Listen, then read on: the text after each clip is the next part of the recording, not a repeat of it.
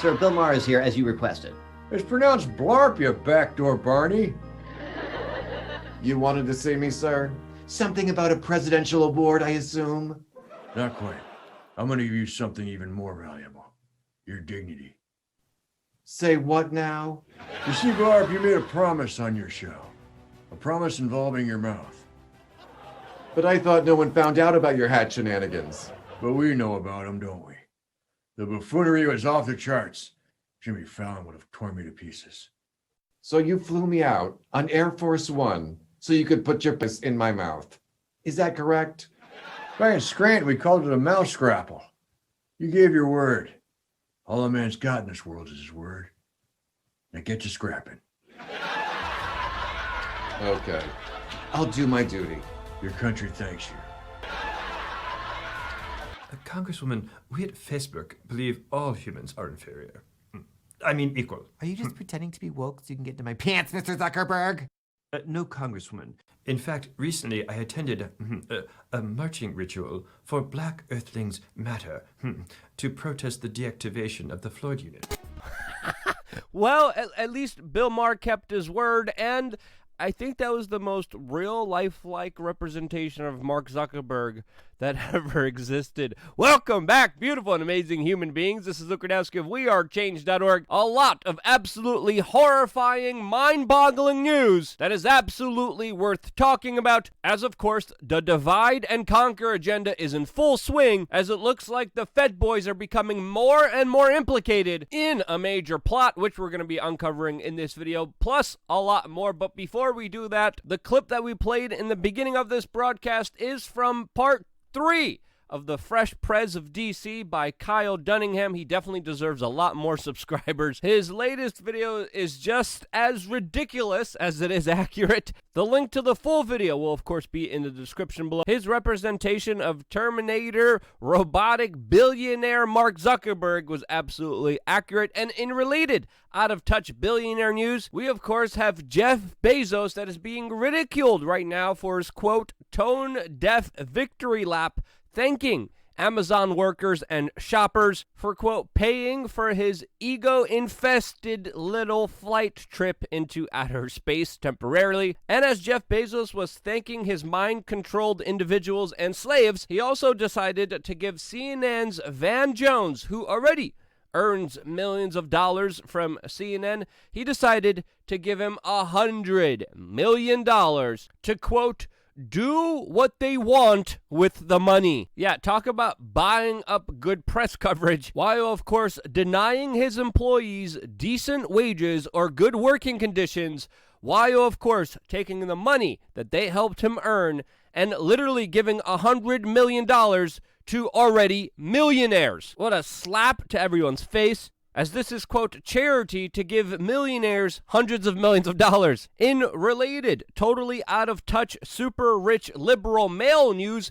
we of course have the latest announcement that Dr. Fauci may potentially face criminal charges after U.S. Senator Rand Paul said publicly that he will be going to the Department of Justice for a criminal referral over Dr. Fauci knowingly lying to Congress under oath, which he did. If there was any semblance of justice, he would have been charged like Roger Stone, who also was charged with lying to Congress and had his house raided in the middle of the morning, along with CNN news cameras, and faced some very serious repercussions because of that act, not telling the truth under oath in Congress. Will Dr. Fauci face the same circumstances? Well, if we had a legal system with principles, yes.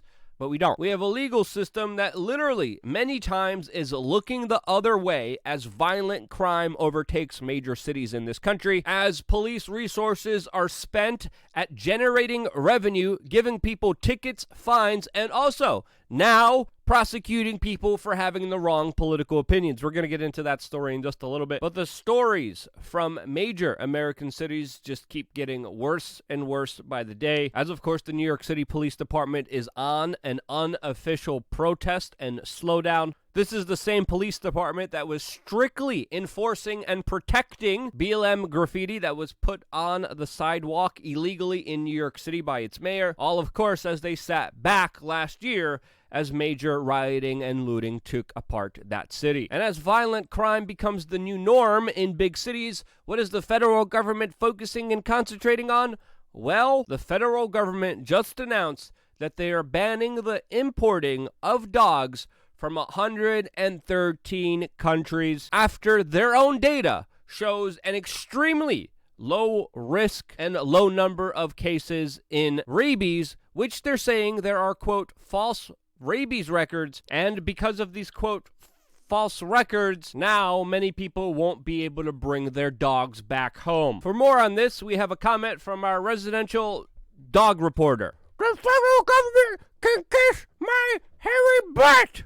Wow, so profound. Thank you so much, Atlas. Really appreciate the comment there. Now, along with this ridiculous new restrictions, there's a lot more restrictions and then a lot more policies that deserve a lot of criticism, but we could only talk about it on LukeUncensored.com. If you haven't signed up yet, it's only 50 cents a day. LukeUncensored.com. The link is down below. Click on it right now. Check out what we have to offer. And today's going to be a very important video highlighting a lot of bigger truths that, of course, we can't mention here. LukeUncensored.com. If you have any inquiries or questions, you can email us now on info@wearechange.org. We will get back to you. info@wearechange.org. Best way to contact us right now. Now, if you remember, almost 15 years ago, we were telling you that the apparatuses of the police state from the War on Terror are being built right now and will be slowly turned from an international conquest to an internal domestic one. And I would say the predictions that I have made almost 15 years ago are slowly coming true, as of course we have the latest announcement by the U.S. Pentagon, by the U.S. Capitol Police, massive military funding and police funding that has increased under the Biden administration that is focusing on specifically white supremacy. Now, what does that term mean? What are its implications? Who are its representatives? What are the groups here that are representing these larger ideas that the Pentagon is at war with? Who it says it's its number one threat? Well, we don't know. They don't say. They don't give us exact groups or examples of individuals or what's going on here. But when we look at the data, even from the official numbers, in 2017, it is alleged and even questioned that white supremacy led to 18 deaths, which comparatively, you have almost a 10 times greater chance of getting killed by a deer.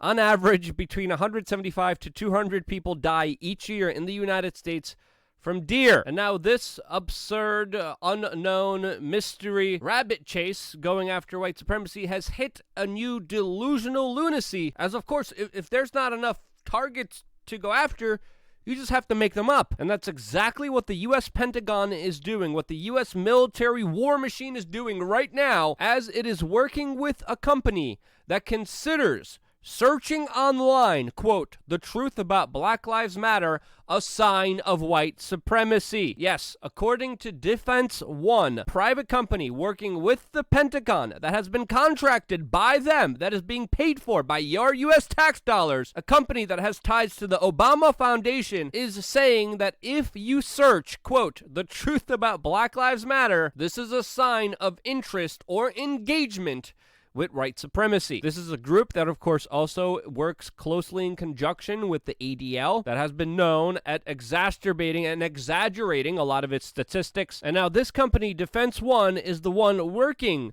to, quote, identify, look after, find down, and hunt down members of the U.S. military that, quote, might be white supremacists, and also, quote, look for targets outside of the military for the Pentagon to potentially target. And again, this doesn't just highlight a violation of due process, but it highlights the downward spiral that this country's on. We're now asking questions is akin to extremism. This is absolutely absurd, and this is where this country's going, and it's only going to get worse from here. Ever since we have seen the woke ideology promoted, we told you that this was a larger scheme of divide and conquer to make people hate each other, to make people fight each other. We told you this was a bad thing. We told you that we should do everything we could to prevent this from happening, as this is a tool used by elites to, of course, have people fighting each other, rather than realizing the true source of power that is screwing them. And their larger initiatives, their larger programming, subliminal, subconscious propaganda, and disinformation campaigns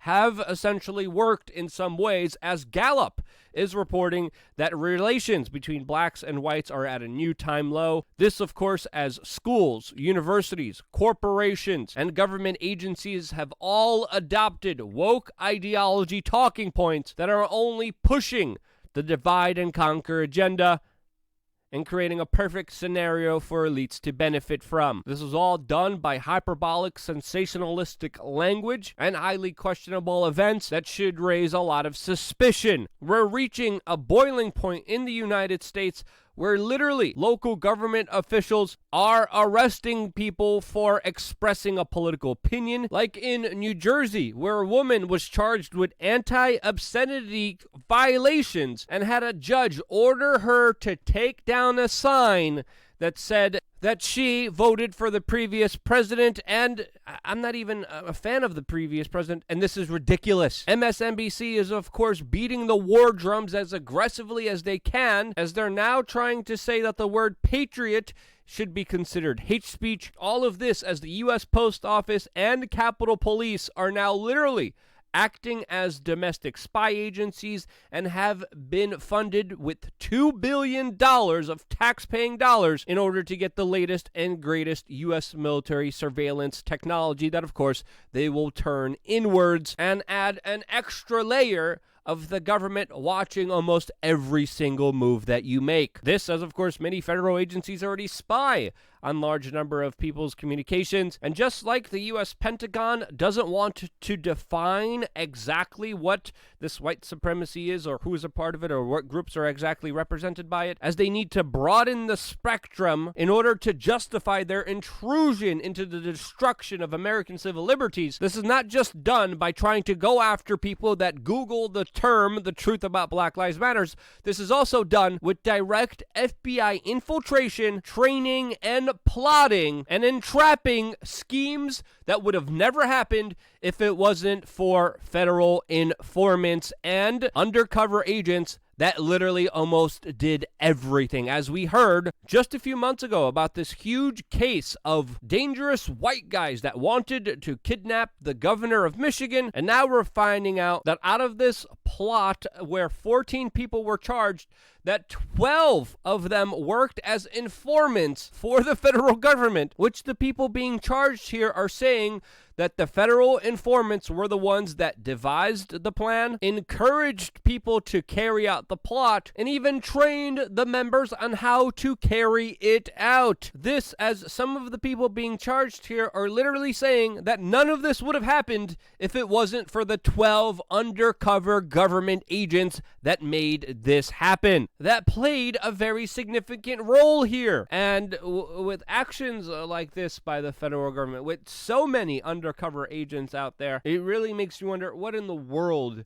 is going on here. It's ridiculous. It's pointless, and it absolutely serves no greater or ethical purpose at all except for the supreme dominance of a political party that is becoming more and more aggressive by the day. Literally, you read about this stuff in history books where slowly and surely a society is conquered, free will taken over, and I think there's a legitimate argument to make that this could be happening here. Violence is never the answer. The government thrives off of it too much. Disharmony, division is what they want, along with hatred and fear. Do not let them win by playing into any of those emotions. That's my take on it. If you thought it was useful or helpful, share this video with your friends and family members. It is more imperative than ever that you do, and it's only because of you doing that these videos get out there. A lot of strange things have been happening to this channel.